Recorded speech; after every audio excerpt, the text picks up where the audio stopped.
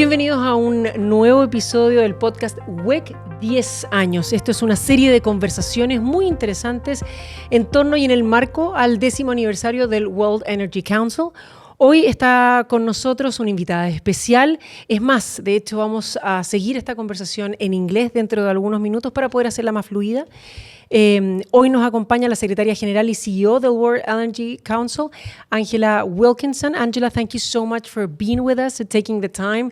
I know your visit in Chile is not the longest, therefore it's really, really nice to have you with us. It's a pleasure to be with you today. Actually, it's not your first visit to Chile, is it? It's my second. Okay, and can you tell us a little bit why did you decide to come back to our country? The country itself is always worth a visit, but I'm back because it's the 10th anniversary of the World Energy Council Chile.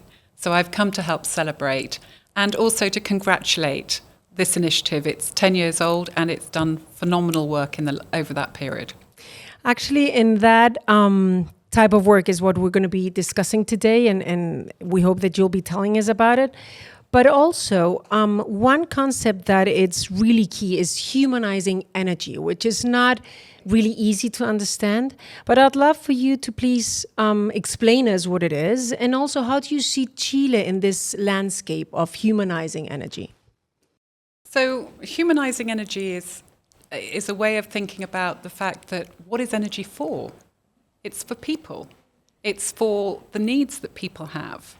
And we talk a lot in the energy leadership conferences and discussions about a lot of technology, about money, about regulation, about policy, but we don't talk so much about the people in energy and the uses of energy and the behaviours. And so these are the social levers of change that are essential when we're thinking about how can we deliver better energy for the greatest benefit of all. So humanising energy for me is just a twist on the existing agenda that allows us to see blind spots and new opportunity spaces which we are ignoring and overlooking. And then why and how the World Energy Council plays a key role in this humanizing and in this transition too? Okay, so everybody talks about the transition. We talk about additions and transitions.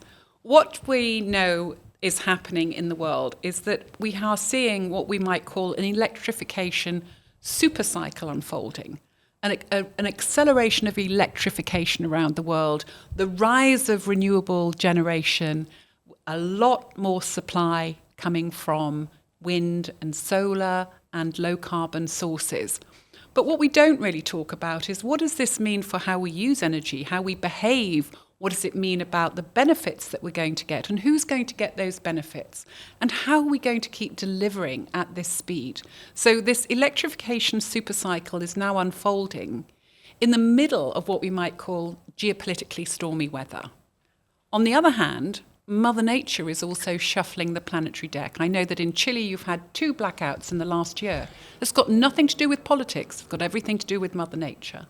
Meanwhile, the deficit between the energy we're using today and the energy we will need to have access to for tomorrow, given the number of people, given the lifestyles they want, and given the AI digital revolution, you know about the story about how much data centers use of energy, is that actually we're in energy deficit.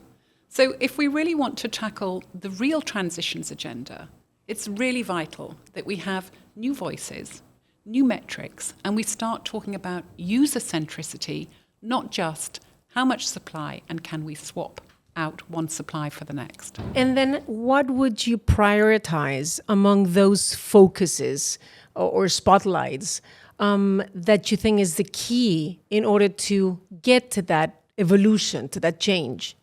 So this is one of the most significant moments in energy for 100 years. Right? So if we really want to deliver energy for the greatest benefit of all, billions of lives and a healthy planet, then we have to think about we're in this shift from energy scarcity to energy abundance. There's no shortage of wind or solar, right? It's not like fossil fuels. But we need to have abundance of energy without overshooting planetary boundaries. It's not just the energy we need to use, but all the materials, all the energy we need to get to the energy that we need to use. And we've also want energy not for the future of energy industry or even for the future of energy governments. We want energy that delivers dignity and well-being to billions of people worldwide. So if you want more energy for sustainable development without environmental ruin and with security, you've got to manage the world energy trilemma. We call this the trilemma. And the trilemma says you can't have a single issue agenda. And if you stick to a single issue, just environment or just security or just affordability, then you'll swing from one crisis to another. And that's been the story of the last 100 years. And the trilemma is evolving, but it doesn't disappear.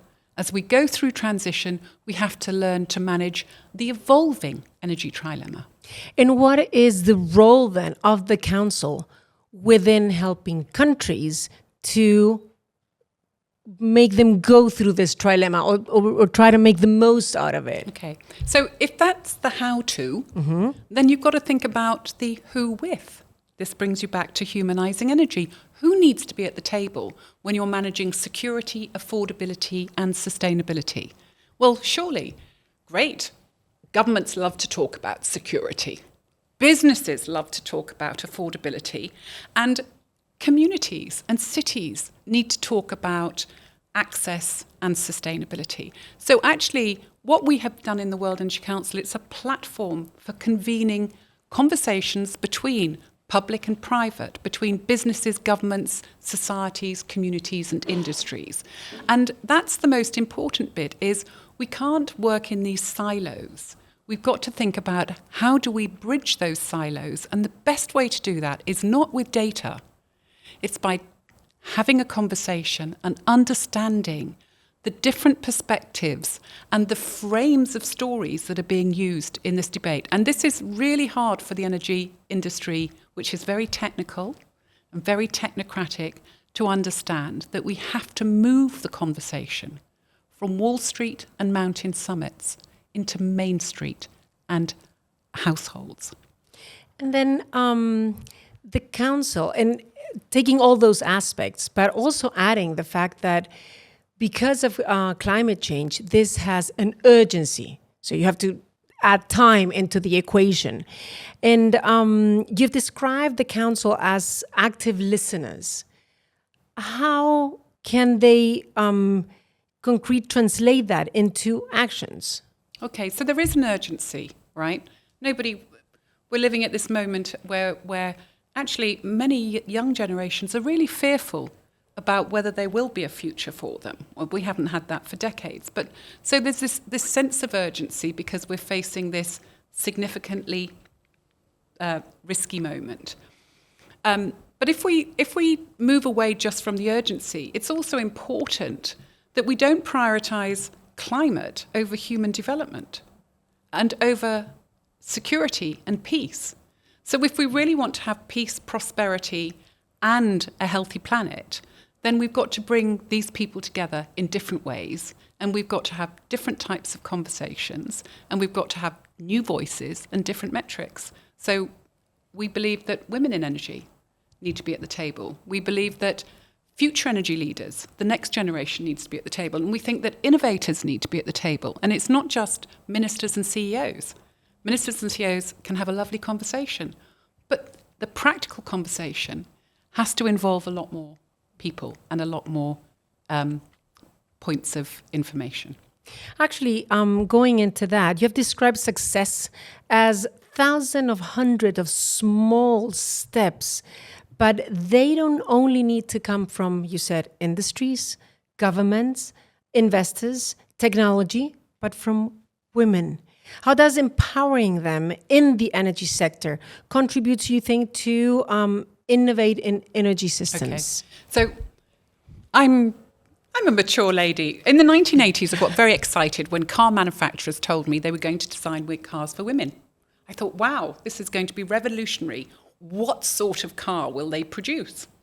And then I found out what they meant was they were going to work out where to put the vanity mirror so I could put my lipstick on. And that was considered designing for women.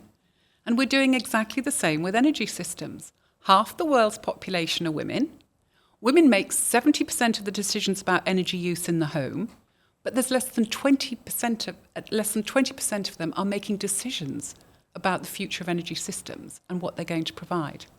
And on current trends, it'll be 108 years before we have gender parity in the boardroom, and another 80 years before we have wage parity in the workplace. Well, frankly, this is the 21st century and we're going towards the 22nd century, but it feels a little bit like the 11th or 13th century to me when it comes to that. So it's not about inclusion, it's about leadership. What do women want from energy? What does the future generation want from energy? What do cities want from energy? What is the user-centric conversation that's not happening? Because we're so busy talking about supply and supply substitution and kilowatt hours delivered, but not services enabled. What and regarding different actors, right? What do you think Chile as a country has to say from the global south regarding energy transition, regarding what it could be done within the region, but also within the world? So before the World Energy Council Chile was formed 10 years ago, I heard that Chile didn't really want to participate in international conversations about energy, a bit shy. What does Chile have to offer the world? And Chile's a very long and narrow country. But actually, Chile is a lighthouse today in terms of innovation and stories of success about how you can manage an energy transition.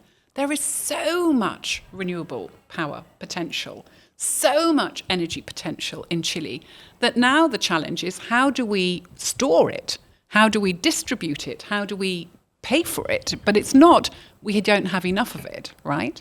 So I think what we've seen in the last 10 years, and I think the World Energy Council Chile is also to be applauded for this, is we've started to hear Chile's voice on the international stage. We've started to hear about the stories of regulatory success, the storage regulations that are going on here that's going to give you 3 gigawatts of storage. They're phenomenal. They're not happening anywhere else. You're leading the world.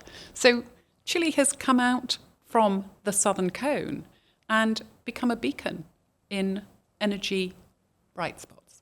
Well, I love the part of the lighthouse. I'll just straight sits even taller now after you just said all that, after hearing all that. And actually, based on what you mentioned a few, probably, but based on the findings of the World Energy Issues Monitor 2025, what do you foresee the strength of Chile in the matter?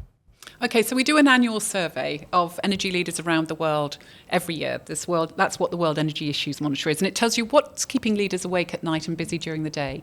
And the critical uncertainty in Chile last year was around permitting and licensing. So permitting and licensing and the action priority was around demand, meeting the growth in demand. And so we use this because there is no one size fits all, right? But also you can't afford, the urgency means we can't reinvent the wheel. So by surveying and getting those different perspectives, we can start triangulating and asking, where are the blind spots? Where are the new opportunity spaces? What can we do? So that's what the Issues Monitor does for us. It's like a snapshot of the landscape and where we can make interventions. And what we've been doing on the back of that in recent years is bringing together, we use that as a way to have a conversation between different sectors, between government and business, between businesses and broader stakeholders. And they can say, not let's discuss the report, but let's discuss what we're going to do now we see the picture more clearly about what is possible. Kind of like the mapping of it, right? Yeah, it's like a map. You're going to make a journey, you've got to navigate. Absolutely. And related to that, which emerging technologies or innovations inspire you the most in shaping the future of energy? Where would you put the focus, the spotlight? I'd have to say I'm never inspired by technology. I'm only ever inspired by people and what they do with it. Okay. Right? But everybody is very excited about what we're going to do with digitalization energy. And then that's a double-edged sword because, it's going to make huge efficiency gains. It's going to automate everything. And then you ask the question, where will the jobs be? And what does that mean for the amount of demand that's going to go to digital? People talk about carbon capture and storage. People talk about hydrogen. People talk about large-scale batteries. They talk about nuclear. There's a renaissance in the conversation around nuclear. So there are so many technologies for storage, for supply, for managing demand as a resource, for distributing. We're not short of technologies. There's an awful lot of money rushing around the world. I'm not really inspired by money either. But the biggest, what's really lagging, is collaboration. And yet there are many new ways of collaborating. This brings it back to humanizing energy. What makes the future is us and the choices that we are making now. And those choices are not about technologies, they're about collaboration. So that's the inspiration. Hopefully everybody will sit in a round table like this, trying to put all the forces together in order for us to just go further and faster, right? And regarding that, how do you foresee the next decade of the World Energy Council? So for World Energy Council Chile or World Energy Council Global? Why don't we do both? Okay, so World Energy Council, the clue is in the name, world. So for the last 10 years, what we've been trying to do is hold the space. We're the world's oldest global energy platform. We're trying to hold the space between the US, China, Saudi Arabia, between Brazil and Argentina and Chile at the local level, between different regions, between cities and governments and businesses. We hold the space. If there is no space to think or breathe, if there is no space to innovate, then we are in a terrible state in the world. So for the next 10 years, I want to keep holding that space. I want to push back against these global schisms. I want to bridge divides and differences.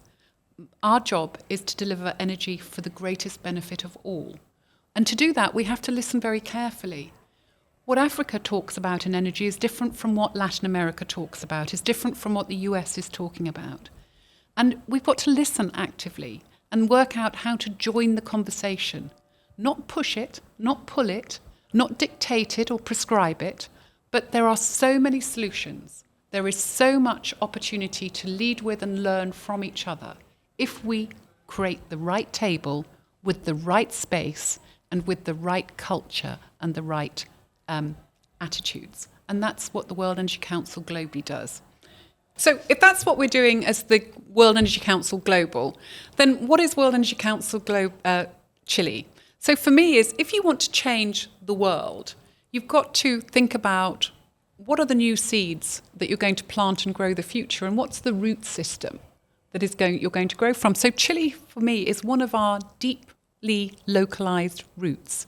You can't change and grow the future unless you are really embedded somewhere. So Chile is part of a globally connected but locally embedded root system that allows us to grow the future of energy. And what the work that goes on with the Chilean MC, yes, they create their own table with different voices and different perspectives.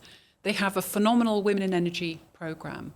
They're starting up a Future Energy Leaders program. They have, I think, an absolutely world-class, groundbreaking Kids and Energy program. There is nothing like it in the world, and I want to globalize it. It is so cute and sticky. We can take it everywhere. They poll the Issues Monitor survey. They connect what is going on locally with what's going on globally. We can't do energy transitions at 45,000 feet. We've got to come down from the mountain summit and grow and plant these new solutions. And that's the translation mechanism, the transplantation mechanism of World Energy Council Chile. Actually, let me just finish with this last question. We didn't talk about the kids program, and it's really good. So help us understand how it's going to sprout. So I think this is a genius initiative that's coming out of World Energy Council Chile. So a lot of the younger generations listen to what's going on the news, and what they hear is, this is terrible, there's fear, you should be concerned, or they're the bad guys, these are the villains. Whereas I think what Kids and Energy does is say, you are energy. It's your future. You are the energy system. Let's help you engage. You can grow the future. You can understand it. This can be your future. And it's not done by trying to brainwash anybody. It's not done by trying to greenwash anything. It's just lovely, interactive, build a little windmill, Build a little solar panel. Have a conversation about where your energy comes from. Have a conversation about who in your family needs more energy and how you could be a hero in that story. I think it's genius. So that eco-anxiety, just avoid it and make it energy and actions. Turn it into positive energy. Wonderful. Let's just leave it there, Angela Wilkinson. We could keep on talking about it. Thank you so very much to spending this time with us and to talking about what's going on in the world and also in Chile. Congratulate you for the 10 years. I think a big round of applause to World Energy Council Chile. Phenomenal progress. Thank you very much.